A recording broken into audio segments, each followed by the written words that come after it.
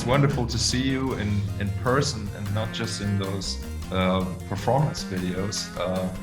Like Steve sent me like the whole list again today, I think, or yesterday, and it's kind of a mind-boggling project and a lot of work. And I really like my biggest question really is like I'm gonna say it, like it's a word that I don't like, but I'm gonna say it. Why? Yeah. Does anyone know the answer? I think we could say first off because we can, and maybe because we need to. No idea. That's a good answer for that time.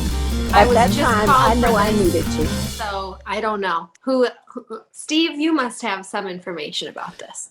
Do you want the short answer or the long answer? Octavio. Medium. Yeah, go for the medium, Octavio. I will go for the short because the long is for Steve. Oof. The short is because we are crazy. Yes. Yes. That's the short answer. The long answer will be give it by Steve. What does it mean to be crazy? What is crazy?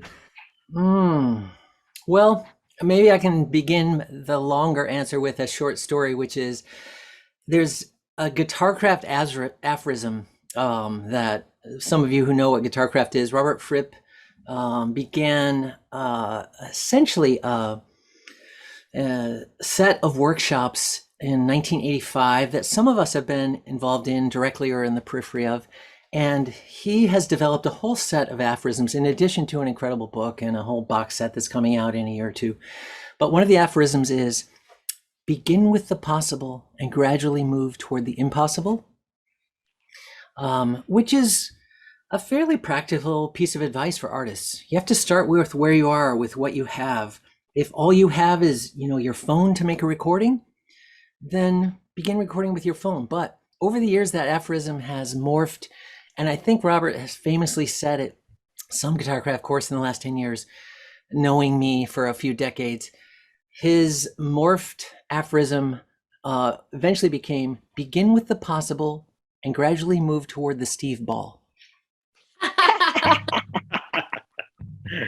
Which is sort of a backhanded compliment or slap in the face that acknowledges the idea that most of you know I've been doing insane projects for a long time. Setting up gigs at Broadway Performance Hall in 1997 with Trey and Tony and the Gauchos. And, taking giant risks to fly a bunch of people in for a week-long workshop where the people don't know each other, no one knows what's going to happen or what we're going to do, and seeing what happens. And this was just, in some ways, another version of that. Take an insane idea with no business model and maybe some simple but complicated principles around watching what happens when creative people get in rooms together and take risks. And this was sort of the COVID version of that involved, Gretchen, do you remember when we met? We met at SeaTac Airport.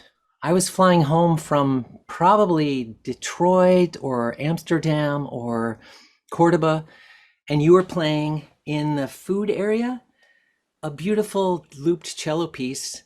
And, I boldly, I think, half introduced myself as some crazy person, and you gave me a card, which I held on to for almost 2 years. And then as Octavio planted the seed of doing some sort of collaborative version of Scaling the Whales, immediately I saw your face and heard your looping cello as part of this.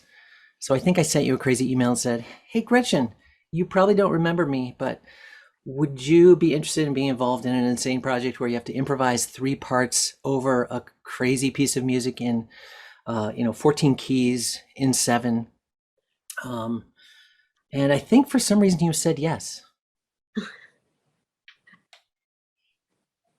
I am going to change the crafty aphorism to Tom's aphorism, which is, that's impossible, let's do it.